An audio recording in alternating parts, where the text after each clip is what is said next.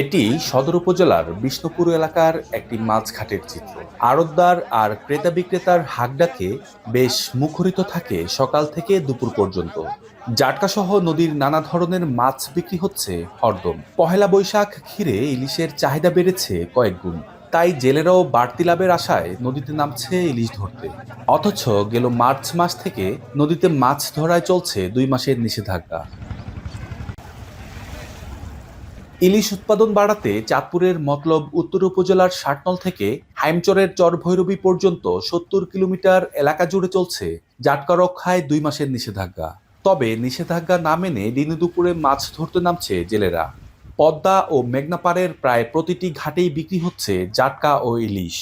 পয়লা বৈশাখে ভাই সামনে আসতেছে, এই যে হিসাবে কিছু মাছ ধরতেছে, একটু ভালো দাম পাইবো। আগে যদি ১৩,০০০ টাকা কেজি হতো, এখন ২৫০০ টাকা কেজি। জেলেরা যেটা পাইতো সেই পণ্যটা জেলেরা পুরোভাবে পায় না। অনেকে দেখা যাইতেছে চাইল পাইলে তাদের ডাইল লাগে, নুন লাগে, তেল লাগে, তা হেরব সরকার কাছে একটা আবেদন করছে, তারা কইছে কিস্তি মাফ করব, সেই কিস্তিও মাফ করে না। প্রকার ভেদে ইলিশ বিক্রি হচ্ছে বিভিন্ন দামে।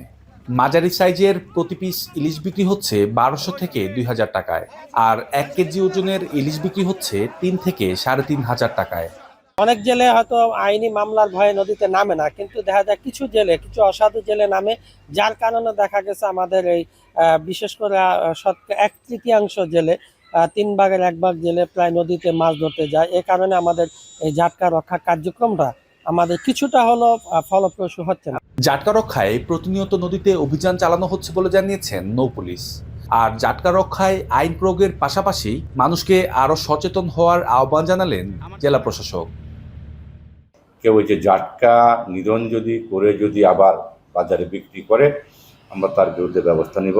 প্রত্যেকেরই কর্তৃপক্ষ আছে, আমরা যদি কেউ জড়িত থাকে তার বিরুদ্ধে ব্যবস্থা নেব এবং আমাদের ঊর্ধ্বতন স্যারদেরকে জানাবো। কোনো জেলেরা এই সময়টাতে নদীতে ইলিশ মাছ ধরতে না যেতে পারে, এবং আমরা তাদের বিরুদ্ধে রেগুলারও অভিযানও করছি।